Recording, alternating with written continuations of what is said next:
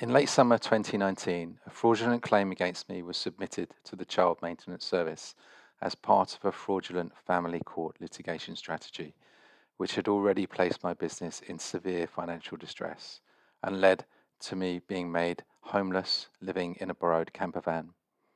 After several months of providing compelling evidence to the CMS that the claim against me was fraudulent, I received a call from their enforcement team that left me bewildered and in shock that a government agency would conduct themselves so appallingly and seemingly relish informing me that my pending bankruptcy would only temporarily protect me, and they would use all their powers to enforce almost £20,000 of manufactured debt when the bankruptcy period of 1 year came to an end.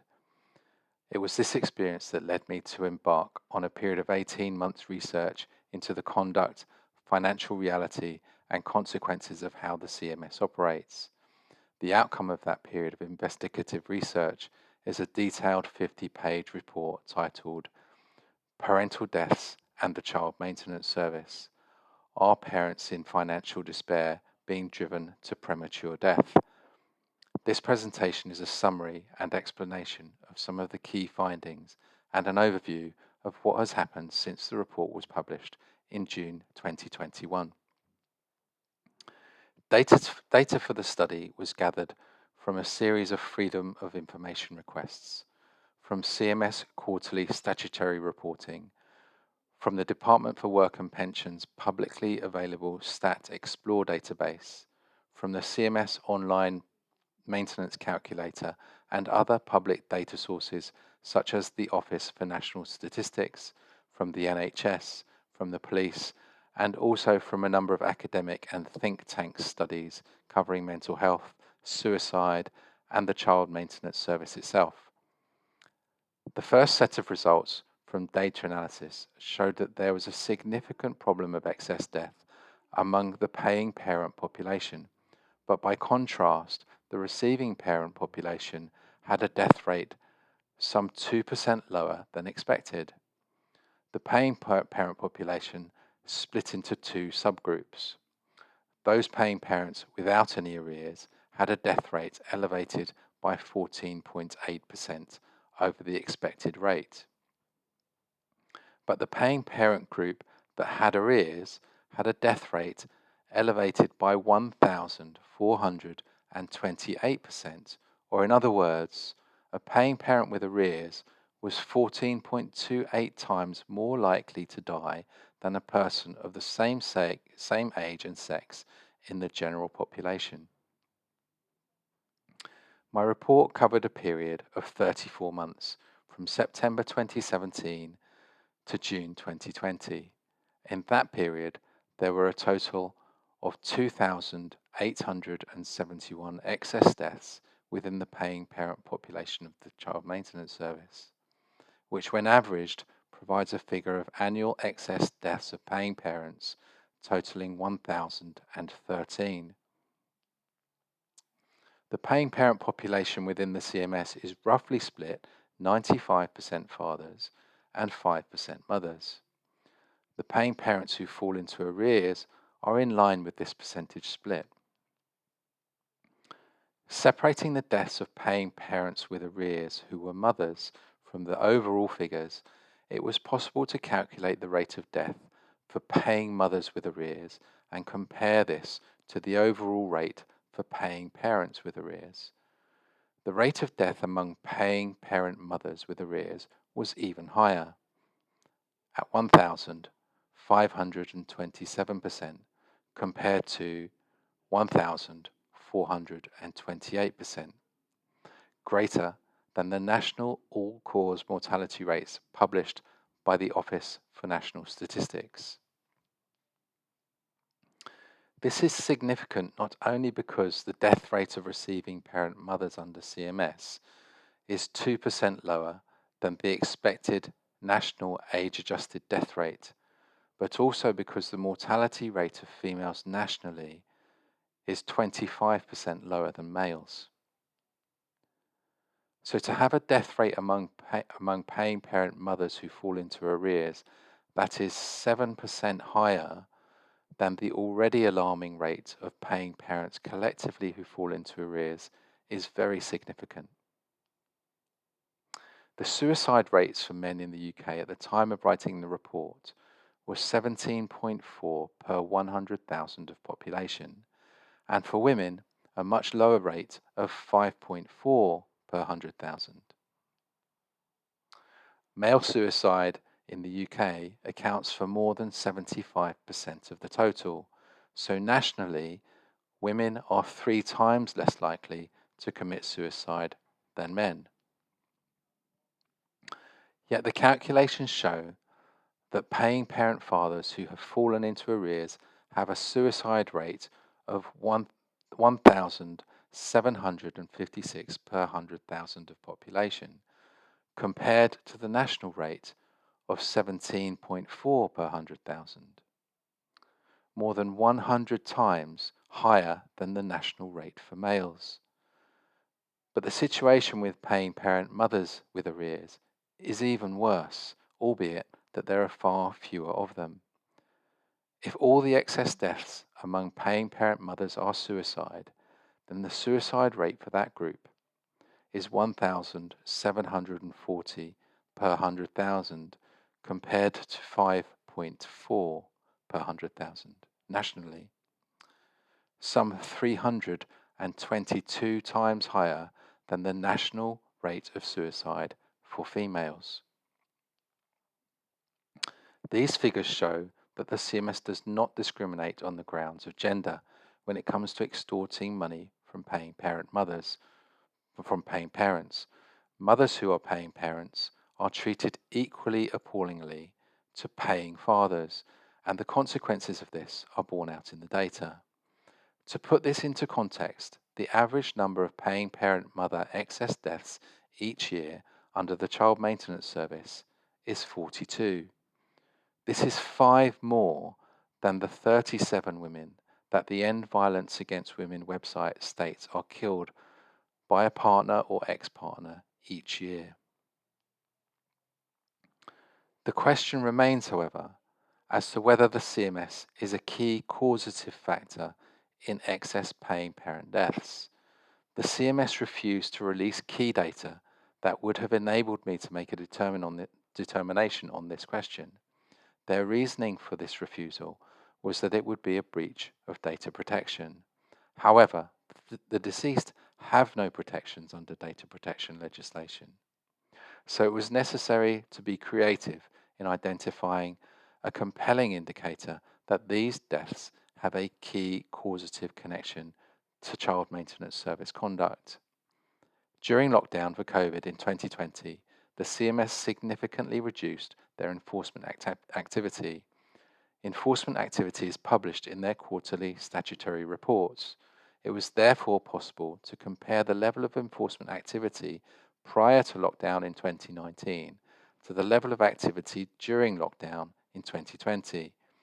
The outcome of this analysis was that enforcement activity had reduced by 28.45%, and alongside this, deaths of paying parents reduced by almost the identical amount of 28.8%.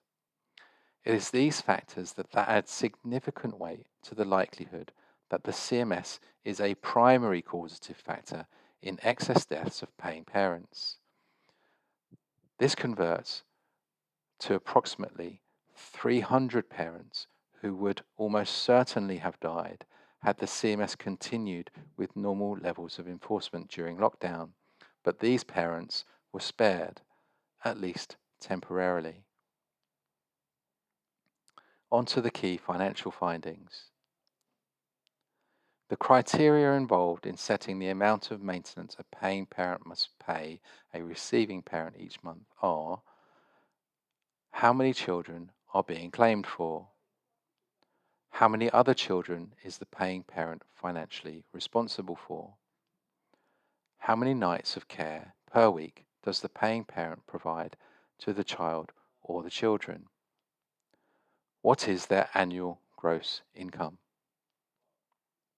On the opposing side to the criteria used to calculate the maintenance due, the CMS do not take any account of personal self-support living costs, whether there is spousal maintenance also being paid, debt built up by the receiving parent in the paying parent's name, the conduct of the receiving parent, whether the mortgage or bills of the receiving parent are being paid by the paying parent, any other mandatory or essential outgoings of the paying parent, any income or wealth the receiving parent has from any other sources. Analysing the CMS data for the amount of overnight contact per week that paying parents have with their children, it transpired that 91% had only one night a week or less of overnight contact with their children, and 77% had no contact at all. I constructed 12 averaged paying parent profiles ranging from £10,000 a year salary to over £100,000 a year salary, and I mapped into these profiles the average cost of sustaining basic living conditions. You can see from the table that the average paying parent, who would on average have 1.5 children, would be in a deficit every month after meeting child maintenance obligations until they reach an annual salary of £40,000 or more. According to the CMS own data, the average annual salary of paying parents at the time of writing the report was just £21,590. So it's not difficult to see how a large proportion of the paying parents would fall into difficulty meeting CMS payments, let alone the surcharge of 20% should they fall into arrears.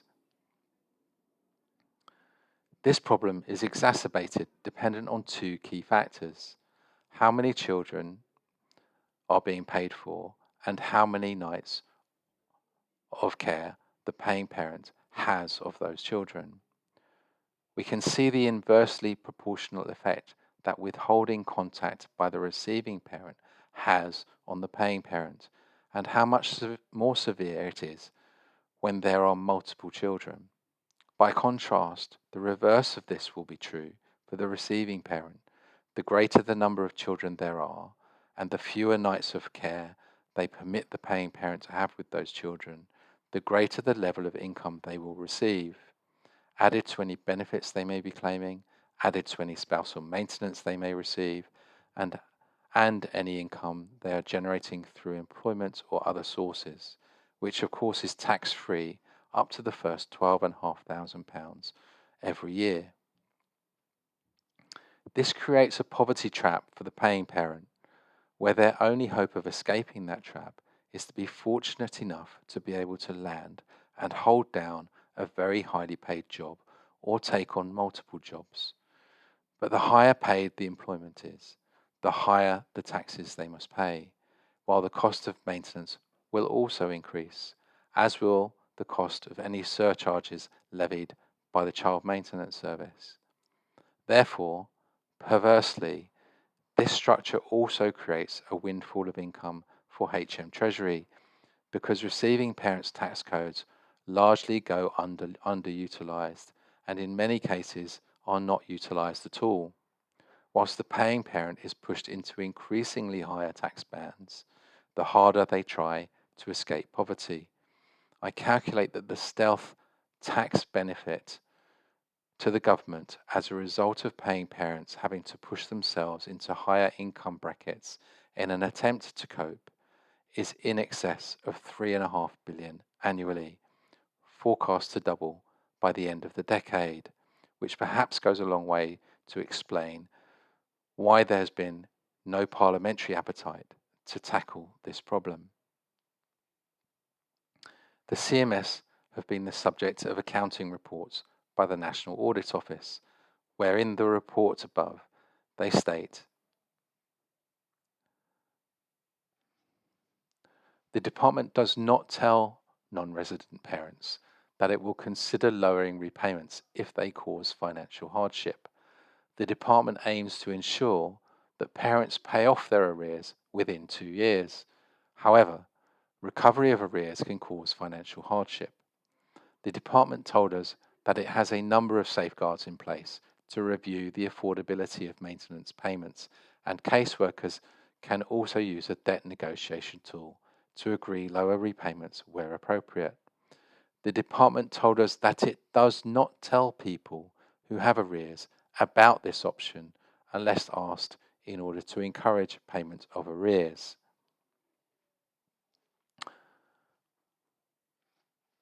So, what's happened since publishing the report? When the study was published in June 2021, I sent a copy to every relevant minister and shadow minister, including the Prime Minister and the minister responsible for suicide. A copy was also sent to every MP and every peer in the House of Lords. A copy was sent to the chief executives of the highest profile mental health and suicide prevention charities, to NHS leadership, to each of the mainstream news outlets, and, of course, to leadership of the Child Maintenance Service themselves. In addition to this, the report has been circulated to members of many campaign groups, who in turn have sent copies of the report to their local MPs, to senior ministers, and to the Child Maintenance Service. More than a year later, and there remains a media and political wall of silence. On 10th January 2022, Simon Franklin of the Child Maintenance Service emailed me to ask for a copy of the study in connection with their independent review of how they support victims of domestic abuse. A copy was sent to him the following day. On the 1st of June 2022, I wrote to Mr. Franklin to question why there had been no further communication, despite almost 6 months passing since sending him the report. I highlighted that in that 6-month window, there had been no dialogue with me or groups and organisations who support the affected parents. There had been no preventative measures to stem the alarming rates of mortality among paying parents. And in that time, the CMS have actively pursued from Parliament further enforcement powers to add to an enforcement regime that is already the strictest in the world, and that they are aware is causing such an extreme level of harm. I also highlighted the increase in CMS media activity, espousing the well-worn deadbeat dad narrative, driven largely by press releases issued by the CMS themselves, such as this from the Mirror, and this from the Sun, and this from the Guardian, this from the Mail, this from the Express, and another from the Sun, which became the subject of an official complaint to the Independent Press Standards Organisation, who upheld the complaint, ruling that there was a failure to take care over the accuracy of claims being made, that the inaccuracy was significant and was an inaccurate representation of official statistics.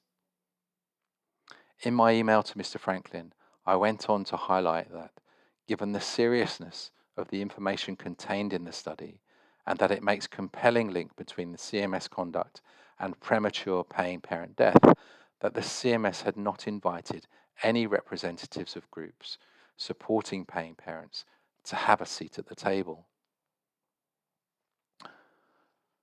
I pointed out that it seemed a reasonable expectation that the CMS would have taken interim remedial action without delay, such as to immediately suspend all enforcement activity pending an internal review, and to immediately review the cases of all paying parents who have died in the time period encompassed in my report, and any subsequent deaths, with the specific aim of cross-checking those deaths with official death certificates to determine which cases are confirmed by a coroner as having been death by suicide, then focus investigative effort on reviewing each case confirmed as death by suicide to understand in detail the conduct of the CMS in each of those cases. I closed out my email to Mr. Franklin by saying that it seems to me the CMS would want to demonstrate that the contents of my report are wrong, and in doing this would carry out internal inquiries with an appropriate level of transparency. Failing to do that fuels public belief that CMS personnel are content to allow this harm to continue while working out how they may prevent the truth from becoming public knowledge. Instead of adopting a reasonable and responsible approach to reviewing the content of my report and engaging with me and victim support groups, the position of Baroness Stedman Scott, the minister responsible for the Child Maintenance Service, when challenged on the content of the report, in a letter from Weira Hobhouse, MP, on behalf of a constituent father, in her reply on the 25th of January 2022, Ms. Stedman Scott said, "The service does not recognise figures that seek to make a correlation between it and the suicide of paying parents. Sadly, a small proportion of people going through emotional crisis in their lives, such as relationship breakdown, will take the tragic step of ending their own lives."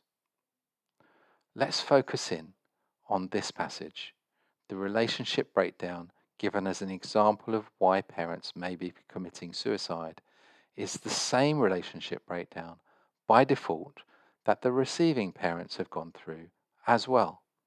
Yet that group of parents has a death rate 2% lower than the rates published by the Office for National Statistics.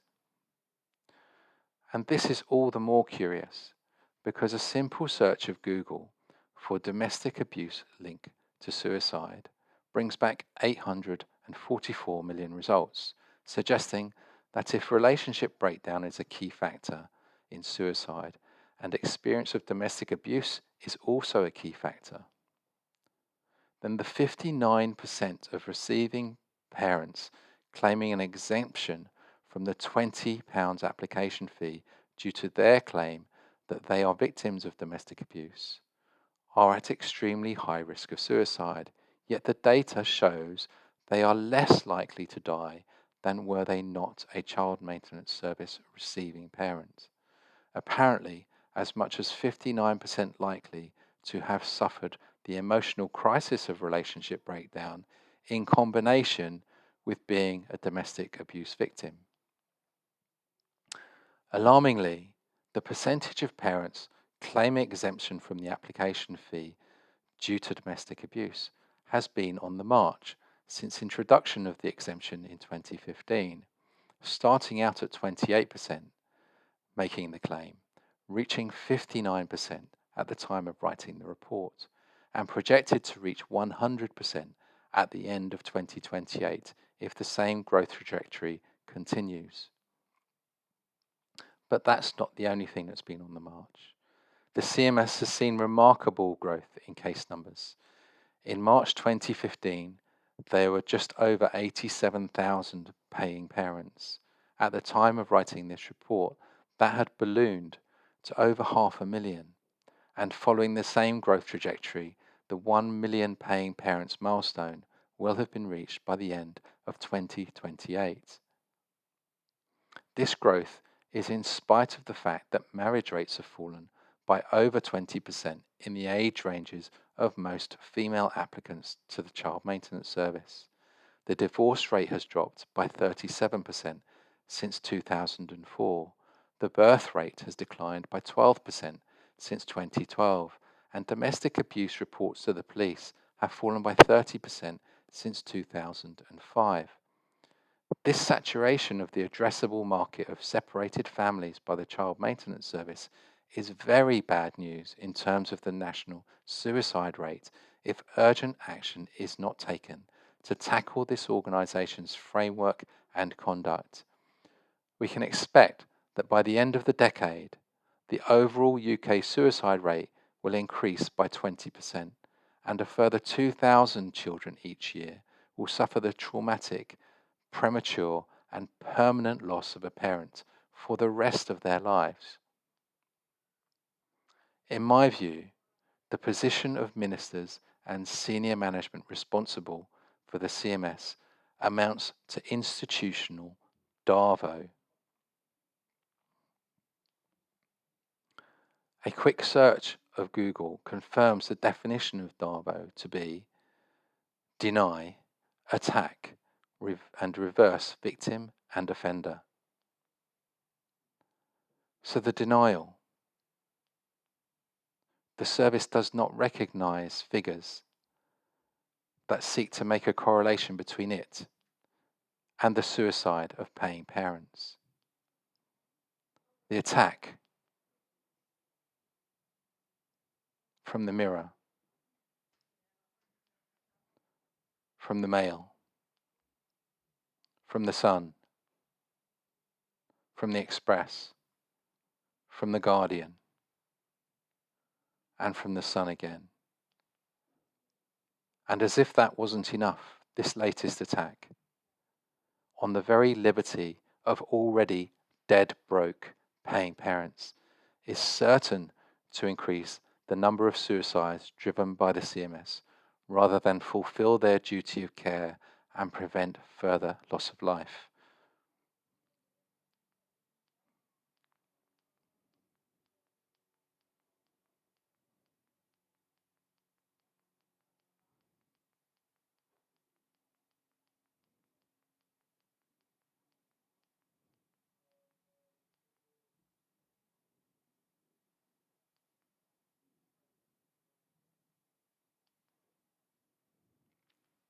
If you are an employer with staff who are subject to a deduction from earnings order, I ask that you do the following urgently. The Child Maintenance Service have a duty of care to your employee to ensure that they are not collecting beyond what your employee needs to retain in order to meet their own basic needs. The CMS are failing in this duty of care. So that duty falls on you as their employer, their colleague, and in many cases, their friend.